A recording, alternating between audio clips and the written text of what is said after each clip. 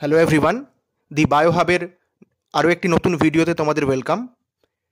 এইচএসের semester 3 এর biology পরীক্ষা প্রায় চলেই এলো। সেই জন্য আমি তোমাদের জন্য তিনটে খুব ইম্পর্টেন্ট টপিক নিয়ে আজকে একটা ভিডিও নিয়ে এসেছি। সেই তিনটে টপিক হলো DNA fingerprinting, human genome project আর ল্যাক অপেরন। এখান থেকে প্রবাবেল কী কী কোয়েশ্চেন হতে পারে সেই রকম কোয়েশ্চেন নিয়ে আমি আজকে তোমাদের সাথে আলোচনা করব। ভিডিওটা শর্ট হবে, অল্প কিছু কোয়েশ্চেন নিয়ে এসেছি, তার মধ্যে তোমাদের সমস্তটা কভার করে দেওয়ার চেষ্টা করব। তো চলো আজকের ভিডিও শুরু করা যাক।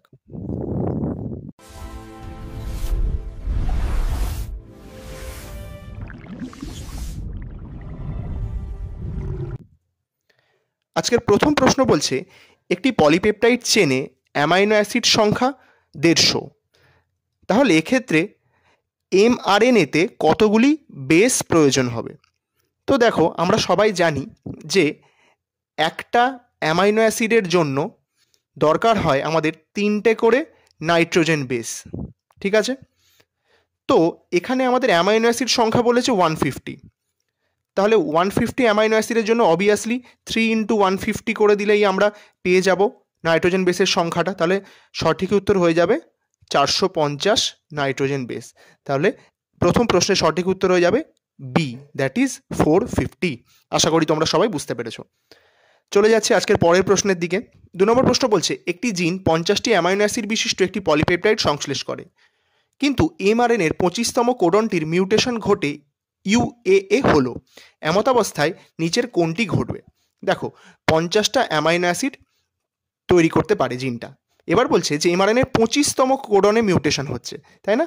তাহলে 25তম কোডনে মিউটেশন হচ্ছে মানে তার আগে 24টা অ্যামাইনো অ্যাসিড প্রপারলি তৈরি হয়েছে, তারপরে 25তম যে কোডনটা, সেই কোডনটাতে স্টপ কোডন এসে গেছে। তাহলে এখানটা থেকে আমাদের যে ট্রান্সলেশন সেটা স্টপ হয়ে যাবে। তাহলে তার আগে তো 24টা অ্যামাইনো অ্যাসিড প্রপারলি তৈরি হয়েই রয়েছে, তাই না? তাহলে আমরা খুঁজে নেব এখানে 24টা অ্যামাইনো অ্যাসিডের অপশানটা কোথায় আছে। এতে বলছে 49টি, হবে না। বিতে বলছে 25টা অ্যামাইনো অ্যাসিড, না। অপশান সিতে বলছে 24টি অ্যামাইনো অ্যাসিড যুক্ত পলিপেপটাইড তৈরি হবে। তাহলে এক্ষেত্রে সঠিক উত্তর হয়ে যাবে অপশান সি। 3 নম্বর প্রশ্ন, এখান থেকে আমরা আস্তে আস্তে আমাদের আজকের টপিকের দিকে চলে যাব। বলছে, এক্স রে ক্রিস্টালোগ্রাফি পদ্ধতি ব্যবহার করে ডিএনএর দ্বিতন্ত্রী গঠনের ছবি তোলেন কোন বিজ্ঞানী? ঠিক আছে, আমরা যে ডিএনএর যে ডাবল হেলিক্স স্ট্রাকচারটা ড্র করি বা আমরা বইয়ে বা সব জায়গাতে দেখি, সেই যে ডিএনএর স্ট্রাকচারটা, সেই স্ট্রাকচারটা প্রথম এক্স রে ক্রিস্টালোগ্রাফির মাধ্যমে জানা গেছিল, এবং সেটা যিনি করেছিলেন তিনি নান আদার দেন রোজালিন ফ্র্যাঙ্কলিন। তাহলে সঠিক উত্তর হয়ে যাবে অপশান বি। ঠিক আছে, তোমরা মাথায় রাখবে বিজ্ঞানীর নামটি। 4 নম্বর প্রশ্ন, এবার ডিএনএ ফিঙ্গারপ্রিন্টিংয়ের প্রশ্ন। বলছে, ডিএনএ ফিঙ্গারপ্রিন্টিংয়ের ধাপ সম্বন্ধীয় বিবৃতিগুলির মধ্যে সঠিক ক্রমটি নির্বাচন করো। তোমাদের ডিএনএ ফিঙ্গারপ্রিন্টিংয়ের ধাপগুলো পরপর দিয়েছে, এবার কোনটার পর কোনটা হয় সেই ধাপটা তোমাদেরকে নির্বাচন করতে দিয়েছে। তো এই প্রশ্নটা সলভ করার আগে আমি তোমাদেরকে একটু ডিএনএ ফিঙ্গারপ্রিন্টিংয়ের স্টেপগুলো দেখিয়ে দিই। দেখো, ডিএনএ ফিঙ্গারপ্রিন্টিংয়ের যে স্টেপগুলো, সেই স্টেপগুলোর প্রথম যে স্টেপ, সেই স্টেপে কি হচ্ছে, আমি একটু কালারটা চেঞ্জ করে নিই। প্রথম স্টেপে দেখো যেটা হচ্ছে সেটাকে বলছে এক্সট্রাকশন। ঠিক আছে, এক্সট্রাকশন হচ্ছে ফার্স্ট স্টেপ। ঠিক আছে, এক্সট্রাকশন মানে এখানে ডিএনএ স্যাম্পেলগুলো, যে ডিএনএটার ফিঙ্গারপ্রিন্টিং করা হবে সেই ডিএনএ স্যাম্পেলগুলোকে এক্সট্রাক্ট করা হয়, মানে ডিএনএগুলোকে বার করে আনা হয়। তারপরে সেই ডিএনএগুলোকে রেস্ট্রিকশন এনজাইম দিয়ে ছোটো ছোটো ছোটো ছোটো করে টুকরো করা হয়। ঠিক আছে, এই যে তুমি দেখতে পাচ্ছ রেস্ট্রিকশন এনজাইম দিয়ে টুকরো করছে। ঠিক আছে, 2 নম্বর স্টেপ হলো কি রেস্ট্রিকশন এনজাইম দিয়ে সেটাকে টুকরো করছে। 3 নম্বর স্টেপে ইলেকট্রোফোরেসিস করছে। এই যে ডিএনএ ছোটো ছোটো টুকরো, সেই ছোটো ছোটো টুকরোগুলোকে এবং বড় টুকরোগুলোকে এই ডিএনএর সাইজ, সেই সাইজের ভিত্তিতে এই ডিএনএগুলোকে জেল ইলেকট্রোফোরেসিসের মাধ্যমে 3 নম্বর স্টেপে আলাদা করা হয়। চতুর্থ স্টেপে কি করা হয়, এই যে ডিএনএ টুকরোগুলো আলাদা হয়ে গেল সেগুলোকে নাইট্রোসেলুলোজ মেমব্রেনের ভিতরে ট্রান্সফার করা হয়। চতুর্থ স্টেপ হলো গিয়ে ট্রান্সফার টু দ্য মেমব্রেন। ঠিক আছে, 5 নম্বর স্টেপে কি করা হয়, এই ডিএনএগুলোর সাথে probe, radioactive probe add করা হয়। ঠিক আছে, তাহলে পঞ্চম স্টেপে কি করা হচ্ছে, প্রোব অ্যাড করা হচ্ছে, রেডিও অ্যাক্টিভ আইসোটোপের প্রোব অ্যাড করা হচ্ছে, এবং লাস্টে এক্স রের মাধ্যমে ফিঙ্গারপ্রিন্টিং করা হচ্ছে, এবং ফিঙ্গারপ্রিন্টিংয়ের মাধ্যমে সেই ডিএনএর যে ব্যান্ড, সেই ব্যান্ডগুলো আমরা দেখতে পাচ্ছি। তাহলে ফার্স্ট স্টেপ হলো এক্সট্রাকশন, 2 নম্বর স্টেপ হলো রেস্ট্রিকশন এনজাইম দ্বারা ডিএনএর টুকরোগুলোকে কেটে আলাদা করা হয়, তারপরে থার্ড স্টেপ হলো ইলেকট্রোফোরেসিস, যেখানে ডিএনএর খণ্ডগুলোকে বড় খণ্ড এবং ছোট খণ্ডকে আলাদা করা হয়। তারপরে সেই খণ্ডগুলোকে নাইট্রোসেলুলোজ মেমব্রেনের ভিতরে ট্রান্সফার করা হয়।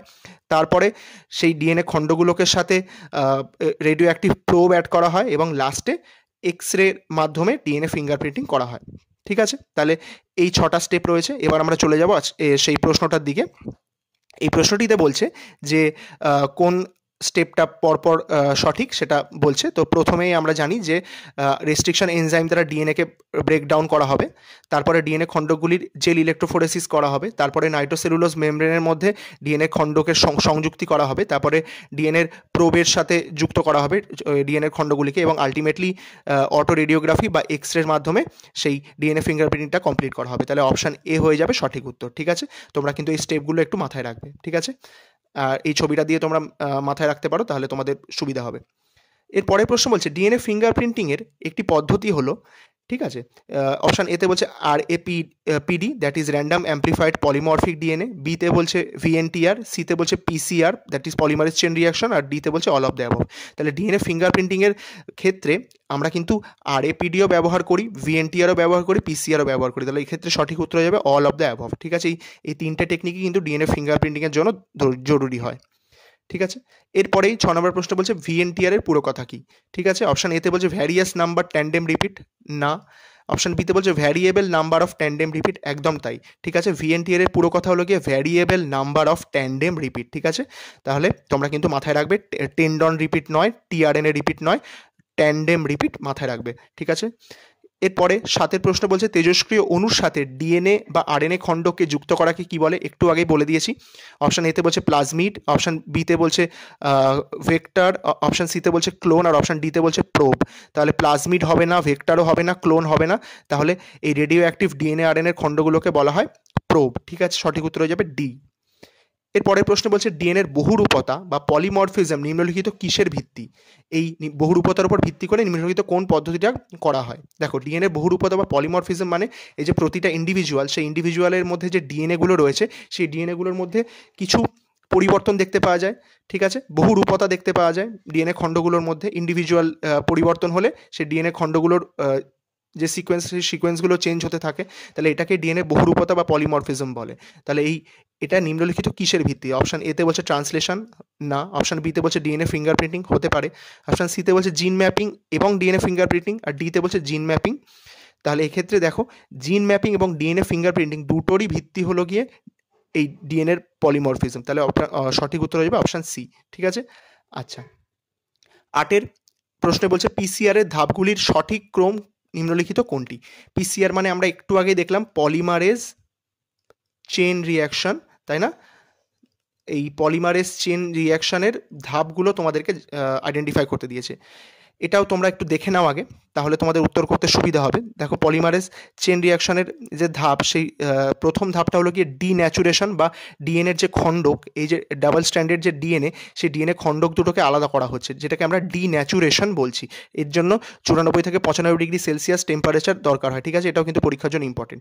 এর পরের স্টেপ হলো গিয়ে, ফার্স্ট স্টেপ তাহলে হয়ে গেল ডিন্যাচুরেশন। ঠিক আছে, 2 নম্বর স্টেপ হচ্ছে অ্যানিলিং। ঠিক আছে, এই অ্যানিলিংয়ে কি করা হয়, এই যে দুটো খণ্ডক, সেই দুটো খণ্ডকের সাথে প্রাইমারকে যুক্ত করা হয়। ঠিক আছে, ছোট্ট ছোট্ট আরএনএ প্রাইমার, সেই আরএনএ প্রাইমারকে যুক্ত করা হয়। তাহলে এই আরএনএ প্রাইমার যুক্ত করার স্টেজটাকে আমরা অ্যানিলিং বলি, যেটার জন্য 50 থেকে 56 ডিগ্রি সেলসিয়াস দরকার হয়।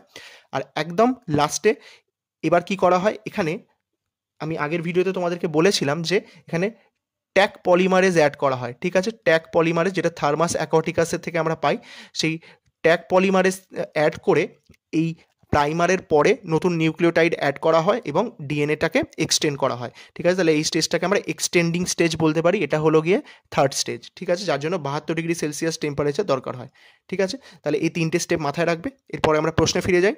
তাহলে দেখো কি বলেছে, অপশান এতে বলছে ডিন্যাচুরেশন, ইলংগেশন, অ্যানিলিং, না, এটা হবে না। অপশান বিতে বলছে ডিন্যাচুরেশন, অ্যানিলিং, ইলংগেশন, একদম তাই। প্রথমে ডিন্যাচুরেশন করব, ডাবল স্ট্র্যান্ডেড ডিএনএটাকে খুলে দেবো, তারপরে প্রাইমারের অ্যানিলিং করব এবং তারপরে আমরা ইলংগেশন করব। তাহলে সঠিক উত্তর হয়ে যাবে অপশান বি। ঠিক আছে, এরপরে চলে যাচ্ছি আজকে আমরা 10ম প্রশ্নের দিকে।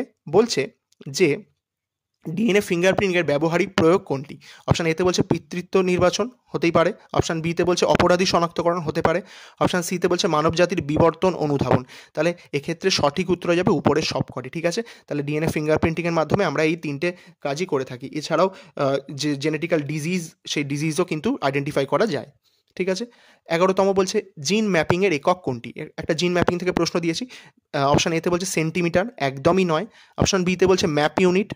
অপশান সিতে বলছে সেন্টিমর্গান। দেখো ম্যাপ ইউনিট আর সেন্টিমর্গান দুটোই কিন্তু উত্তর হতে পারে, ঠিক আছে। সেন্টিমর্গানের ক্ষেত্রে মাথায় রাখবে সিটা ছোট হাতের আর এমটা বড় হাতের। সেন্টিমিটার কিন্তু সিএম দুটোই ছোট হাতের হয়, এটা নয়। সেন্টিমর্গানের ক্ষেত্রে সি ছোট হাতের, এম বড় হাতের। তাহলে দুটোই কিন্তু জিন ম্যাপিংয়ের একক। তাহলে অপশান ডি হয়ে যাবে সঠিক উত্তর, that is B plus C, ঠিক আছে। এরপরে আমরা চলে আসছি পরের প্রশ্ন। 12তম প্রশ্ন বলছে ভিএনটিআর নিম্নলিখিত কোন ধরনের স্যাটেলাইট ডিএনএর অংশ? ঠিক আছে, ভিএনটিআর কোন ধরনের satellite DNA? That is option এতে বলছে রিপিটেটিভ ডিএনএ, অপশান বিতে বলছে মেগা স্যাটেলাইট, অপশান সিতে বলছে মিনি স্যাটেলাইট, অপশান ডিতে বলছে অল অফ দি অ্যাবভ, ঠিক আছে। তাহলে এক্ষেত্রে সঠিক উত্তর হয়ে যাবে মিনি স্যাটেলাইট, ঠিক আছে। মাথায় রাখবে ভিএনটিআর এর মধ্যে 10 থেকে 60 বেস পেয়ার রিপিট লক্ষ্য করা যায়, বেস পেয়ারের রিপিট দেখতে পাওয়া যায়। তো সেইটা অ্যাকচুয়ালি মিনি স্যাটেলাইটের বৈশিষ্ট্য। দ্যাটস ওয়াই ভিএনটিআরকে আমরা মিনি স্যাটেলাইট বলি। মাঝে মাঝে মাইক্রো স্যাটেলাইটও বড় হয়, কিন্তু এখানে অপশানে মিনি স্যাটেলাইট বলেছে, তো এটাই হয়ে যাবে সঠিক উত্তর, ঠিক আছে। এরপরে 13তম প্রশ্ন বলছে ডিএনএ খণ্ডকে অ্যাগারোস জেল থেকে নাইট্রোসেলুলোজ মেমব্রেনের স্থানান্তরকে কি বলে? ঠিক আছে, ফিঙ্গারপ্রিন্টিংয়ের সময় অ্যাগারোস জেল থেকে নাইট্রোসেলুলোজ মেমব্রেনের যে ডিএনএ খণ্ডকে ট্রান্সফার করা হয় সেটাকে কি বলে? এতে বলছে সাদার্ন ব্লটিং, বিতে বলছে নর্দার্ন ব্লটিং, সিতে বলছে ইস্টার্ন ব্লটিং, ডিতে বলছে ওয়েস্টার্ন ব্লটিং। তাহলে সবসময় মাথায় রাখবে সাদার্ন ব্লটিং ডিএনএর জন্য করা হয়, ঠিক আছে। তাহলে সঠিক উত্তর হয়ে যাবে সাদার্ন ব্লটিং। নর্দার্ন ব্লটিং করা হয় আরএনএর জন্য, ওয়েস্টার্ন ব্লটিং করা হয় প্রোটিনের জন্য, ঠিক আছে। তিনটেই কিন্তু গুরুত্বপূর্ণ। আর ইস্টার্ন ব্লটিং বলে কিছু হয় না। তাহলে সাদার্ন ব্লটিং সবসময় করা হবে ডিএনএর জন্য, নর্দার্ন ব্লটিং আরএনএর জন্য, আর ওয়েস্টার্ন ব্লটিং করা হবে প্রোটিনের জন্য। তাহলে মাথায় রাখবে, পরীক্ষাতে বাকিগুলোও আসতে পারে। পরের প্রশ্নে বলছে মানুষের জিনের সামগ্রিক নাইট্রোজেন বেসের সংখ্যা কত? এবার আমরা চলে এসেছি এইচজিপি বা হিউম্যান জিনোম প্রজেক্ট থেকে আলোচনা করছি। প্রথম প্রশ্ন বলছে মানুষের জিনের সামগ্রিক নাইট্রোজেন বেসের সংখ্যা কত? অপশান এতে বলছে 3.5 মিলিয়ন, অপশান বিতে বলছে 35,000, অপশান সিতে বলছে 35 মিলিয়ন, অপশান ডিতে বলছে 3.1 বিলিয়ন। তাহলে এই ক্ষেত্রে সঠিক উত্তর হয়ে যাবে মানুষের জিনে সামগ্রিক নাইট্রোজেন বেসের সংখ্যা হলো 3.1 বিলিয়ন, ঠিক আছে, মাথায় রাখবে। মানুষের জিনোমে মোট জিনের সংখ্যা কত? ঠিক আছে, তাহলে মানুষের জিনোমে মোট জিনের সংখ্যা প্রায় 50,000, প্রায় 30,000, প্রায় 3 লক্ষ, প্রায় 5 লক্ষ। তাহলে এই ক্ষেত্রে সঠিক উত্তর হবে প্রায় 30,000, ঠিক আছে। মানুষের জিনোমে মোট জিন থাকে 30,000। 16তম প্রশ্নে বলছে নিম্নলিখিত কোন বক্তব্যটি সঠিক নয়? অপশন এতে বলছে মানব জিনোমের প্রায় 1.4 মিলিয়ন স্থানে এসএনপিস চিহ্নিত করা গেছে, একদম তাই, এটা ঠিক আছে। অপশন বিতে বলছে মানব জিনোমের মাত্র 2% প্রোটিন সংশ্লেষের জন্য সংকেত বহন করে, একদম তাই, মানব জিনোমের মাত্র 2% কিন্তু প্রোটিন সংশ্লেষের সংকেতটা বহন করে, ঠিক আছে, মাথায় রাখবে। অপশন সিতে বলছে সমগ্র মানব পপুলেশনের প্রায় 50% নিউক্লিওটাইড বেস একই ধরনের হয়। আচ্ছা, আর অপশন ডিতে বলছে ওয়াই ক্রোমোজোমের সবচেয়ে কম জিন অবস্থিত, ঠিক আছে, সেক্ষেত্রে 231টা জিন থাকছে ওয়াই ক্রোমোজোমে, এটাও কিন্তু একদম সঠিক, ঠিক আছে। তাহলে এক্ষেত্রে যেটা ভুল সেটা হলো গিয়ে সি এর অপশানটা। এক্ষেত্রে মাথায় রাখবে যে সমগ্র মানব পপুলেশনের 99.9% যে নিউক্লিওটাইড বেস সেটা কিন্তু এক ধরনের হয়, ঠিক আছে। তাহলে 50% নয়, তাহলে এই ক্ষেত্রে সঠিক উত্তর হয়ে যাবে অপশান সি। তাহলে বাকি স্টেটমেন্টগুলো কিন্তু তোমরা মাথায় রাখবে, সেগুলোও কিন্তু স্টেটমেন্ট দিয়ে প্রশ্ন দিতে পারে, ঠিক আছে। তাহলে 2% জিনোম প্রোটিন সংশ্লেষের জন্য সংকেত বহন করছে, আর ওয়াই ক্রোমোজোম হলো সব থেকে কম জিন বহন করছে, দ্যাট ইজ 231টা জিন বহন করে, ঠিক আছে, এটা মাথায় রাখবে। 17তম প্রশ্ন বলছে মানবদেহে কোন ক্রোমোজোমে সর্বাধিক জিন লক্ষ্য করা যায়? দেখো, সব থেকে কম আমরা দেখলাম যে ওয়াই ক্রোমোজোমের মধ্যে রয়েছে, এবার সব থেকে বেশি কার মধ্যে রয়েছে সেই প্রশ্নটা দিয়েছে। অপশান এতে দিয়েছে ক্রোমোজোম 10, একদম নয়। অপশান বিতে বলছে ক্রোমোজোম 7, এটাও একদম নয়। অপশান সিতে বলছে ক্রোমোজোম 1, এটা একদম সঠিক উত্তর হয়ে যাবে। আর ক্রোমোজোম 13, এটাও হবে না। তাহলে ক্রোমোজোম 1 সব থেকে বেশি জিন বহন করে এবং সেই সংখ্যাটা মাথায় রাখবে 2968 জিনস। আর এর যে সমস্ত জিন, সেই সমস্ত জিনের যে অ্যানালিসিসটা সেটা একদম লেটেস্ট করা হয়েছে, এটাই সবার লাস্ট করা হয়েছে এবং করে কমপ্লিট করা হয়েছে ক্রোমোজোম নাম্বার 1 এর সমস্ত জিনের অ্যানালিসিসটা। আচ্ছা, 18তম প্রশ্ন বলছে হিউম্যান জিনোম প্রজেক্টের ক্ষেত্রে নিম্নলিখিত কোন প্রযুক্তিটি ব্যবহার করা হয়েছিল? অপশন এতে বলছে ওয়াইএসি বা ইস্ট আর্টিফিশিয়াল ক্রোমোজোম, অপশন বিতে বলছে বিএসি বা ব্যাকটেরিয়াল আর্টিফিশিয়াল ক্রোমোজোম, অপশন সিতে বলছে জেল ইলেকট্রোফোরেসিস, আর অপশন ডিতে বলছে অল অফ দ্য অ্যাবভ। তাহলে এক্ষেত্রে সঠিক উত্তর হয়ে যাবে অল অফ দ্য অ্যাবভ। ঠিক আছে, হিউম্যান জিনোম প্রজেক্টের ক্ষেত্রে ওয়াইএসিও ব্যবহার করা হয়েছিল, বিএসিও ব্যবহার করা হয়েছিল, জেল ইলেকট্রোফোরেসিসও ব্যবহার করা হয়েছিল। তোমরা ওয়াইএসি আর বিএসির পুরো কথাগুলো কিন্তু একটু মাথায় রাখবে, এটাও পরীক্ষাতে প্রশ্ন আসে। ঠিক আছে, এরপরে চলে যাচ্ছি আজকের 19তম প্রশ্নে। বলছে জীববিদ্যার ইতিহাসে এইচজিবি কোনটির উন্নতি সাধন ঘটিয়েছে?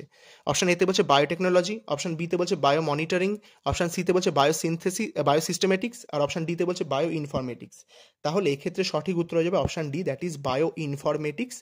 এইচজিপির জন্য বায়ো ইনফরমেটিক্সের প্রচুর ইনফরমেশন পাওয়া গেছে। 20তম প্রশ্নে বলছে নিচের কোনটি ডিএনএ ফিঙ্গারপ্রিন্টিং এর জন্য নির্বাচিত হয় না? দেখো, এই প্রশ্নটা কিন্তু আজকের সবথেকে বুদ্ধিমূলক প্রশ্ন। অপশন এতে বলছে স্পার্ম, অপশন বিতে বলছে আরবিসি, অপশন সিতে বলছে ডাব্লিউবিসি, অপশন ডিতে বলছে ত্বকের কোষ। দেখো, ডিএনএ ফিঙ্গারপ্রিন্টিং, তার জন্য ডিএনএ এর দরকার হবে। ডিএনএ থাকে কার মধ্যে? নিউক্লিয়াসের মধ্যে, রাইট? এবার স্পার্মের তো নিউক্লিয়াস থাকে, ডাব্লিউবিসিরও নিউক্লিয়াস থাকে, ত্বকের সমস্ত কোষের নিউক্লিয়াস থাকে, কিন্তু আমরা জানি যে আরবিসি নিউক্লিয়াস বিহীন হয়, তাই না? তাহলে এই আরবিসিকে ব্যবহার করে কিন্তু ডিএনএ ফিঙ্গারপ্রিন্টিং করা যায় না। তাহলে সঠিক উত্তর হয়ে যাবে আরবিসি, এর ভিতরে কোনো নিউক্লিয়াস থাকে না। ঠিক আছে, আচ্ছা, 21তম প্রশ্ন বলছে ডিএনএ ফিঙ্গারপ্রিন্টিং এর ক্ষেত্রে নিম্নলিখিত কোনটি অপ্রয়োজনীয়? অপশন এতে বলছে পিসিআর, আমরা এটা দেখেছি, এটা কাজে লাগে। অপশন বিতে বলছে রেস্ট্রিকশন এনজাইম, এটা আমরা জানি ডিএনএ কে টুকরো করতে কাজে লাগে। অপশন সিতে বলছে ডিএনএ হাইব্রিডাইজেশন, এটাও কাজে লাগে। কিন্তু অপশন ডিতে বলছে জিঙ্ক ফিঙ্গার অ্যানালিসিস, এটা কিন্তু কোনো কাজে লাগে না। তাহলে এটাই হয়ে যাবে অপ্রয়োজনীয়। সঠিক উত্তর হয়ে যাবে অপশন ডি। আচ্ছা, 22এর প্রশ্ন বলছে ডিএনএ খণ্ডের আধান কি রকম হয়? এইটা তোমাদের জন্য HW দিলাম, তোমরা কমেন্টে অবশ্যই জানাও যে এটার উত্তরটা কি হবে। ঠিক আছে, আমি কমেন্টে লিখে উত্তরটা বলে দেবো তোমাদের, কিন্তু তোমরা নিজেরা বলার চেষ্টা করো যে ডিএনএ খণ্ডের আধান কি রকমের হয়। এটা কিন্তু প্রিভিয়াস ইয়ারের প্রশ্ন, দেখতেই পাচ্ছ। এরপরে 23তম প্রশ্ন বলছে নিম্নলিখিত কোনটি ল্যাক অপারেটনের অংশ নয়? অপশন এতে বলছে অপারেটর জিন, এটা তো অবশ্যই ল্যাক অপারেটনের অংশ। অপশন বিতে বলছে স্ট্রাকচারাল জিন, এটাও তো ল্যাক অপারেটনের ভিতর থাকে। অপশন সিতে বলছে এনহ্যান্সার জিন, আর অপশন ডিতে বলছে প্রোমোটার জিন। তাহলে প্রোমোটার জিনও থাকে, তাহলে যেটা অংশ নয় সেটা হলো গিয়ে এনহ্যান্সার জিন। তাহলে সঠিক উত্তর হয়ে যাবে অপশন সি। ঠিক আছে, তোমরা মাথায় রাখবে, 23-এর উত্তর হয়ে গেল অপশন সি। 24তম প্রশ্ন, এবার ল্যাক অপারেটনের পরের প্রশ্ন বলছে নিম্নলিখিত কোনটি ল্যাক অপারেটনের ইনডিউসার হিসেবে কাজ করে? অপশন এতে বলছে গ্লুকোজ, অপশন বিতে বলছে গ্যালাক্টোজ, অপশন সিতে বলছে ল্যাকটোজ, অপশন ডিতে বলছে ল্যাকটোজ প্লাস গ্যালাক্টোজ। দেখো, এক্ষেত্রে কিন্তু কনফিউজ হবে না, এক্ষেত্রে সঠিক উত্তর হয়ে যাবে কিন্তু ল্যাকটোজ। ঠিক আছে, ল্যাকটোজ প্লাস গ্যালাক্টোজ কিন্তু সঠিক উত্তর নয়। ঠিক আছে, তাহলে ল্যাক অপারেটনের ইনডিউসার কিন্তু একমাত্র ল্যাকটোজ। ঠিক আছে, আর আজকের শেষ প্রশ্ন বলছে ম্যাচ দ্য ফলোয়িং দিয়েছে তোমাদেরকে, আই জিন, জেড জিন, এ জিন আর ওয়াই জিন। ঠিক আছে, তাহলে আমরা জানি যে ল্যাক অপারেটরে 3টে জিন পরপর থাকে, প্রথমে থাকে জেড জিন, তারপরে ওয়াই জিন, তারপরে এ জিন। ঠিক আছে, দেখো এক্ষেত্রে আমরা জানি যে ল্যাক জেড জিন সেটা বিটা গ্যালাক্টোসাইডেজের জন্য কোড করে, তাহলে এটা হয়ে যাবে পি। আচ্ছা, তারপরে আমরা জানি যে ল্যাক ওয়াই জিন সেটা পারমিয়েজের জন্য কোড করে, তাহলে ডিটা হয়ে যাবে কিউ। আর আমরা জানি যে এ জিন সেটা ট্রান্স অ্যাসিটাইলেসের জন্য কোড করে, তাহলে সিটা হয়ে যাবে এস। আর আই জিন সেটা হলো গিয়ে রিপ্রেসারের উপর জন্য দায়ী, তাহলে এক্ষেত্রে সঠিক উত্তর হয়ে যাবে এ আর। তাহলে এটাকে আমরা বাদ দিচ্ছি। তারপরে হয়ে যাচ্ছে বিপি, তাহলে দুটোতেই বিপি রয়েছে। তারপরে হয়ে যাচ্ছে সিএস, তাহলে দেখো অপশান সিতে রয়েছে সিএস, আর অপশান ডিতে রয়েছে অপশান সিতে রয়েছে সিএস আর ডি কিউ। তাহলে এক্ষেত্রে সঠিক উত্তর হয়ে যাবে আমাদের অপশান সি। ঠিক আছে, তাহলে এই হয়ে গেল জেড ওয়াই এ। তাহলে একবার লিখে দিচ্ছি আমি কোনটা কার জন্য কোড করছে। জেড বিটা গ্যালাক্টোসাইডেজের জন্য কোড করছে। আচ্ছা, ওয়াই কোড করছে পারমিয়েজের জন্য, আর এ কোড করছে ট্রান্স অ্যাসিটাইলেজের জন্য। ঠিক আছে, তাহলে তোমরা এটা মাথায় রাখবে, এটাও কিন্তু নিটের প্রিভিয়াস ইয়ারের কোয়েশ্চেন। তাহলে এভাবেই আমরা আজকের সেশনটা শেষ করলাম, এবং আশা করি তোমরা এই সেশনটা এনজয় করেছো। যদি তোমাদের এই ভিডিওটা ভালো লাগে তাহলে অবশ্যই একটা লাইক, একটা শেয়ার এবং একটা কমেন্ট করে আমার পাশে থাকতে পারো। আর তোমাদের আগামী এইচএস পরীক্ষার জন্য অনেক অনেক শুভকামনা, অল দ্য বেস্ট। তোমরা সবাই খুব ভালো করে পরীক্ষা দিও, আর আমার ভিডিও দেখার জন্য অনেক অনেক থ্যাংক ইউ।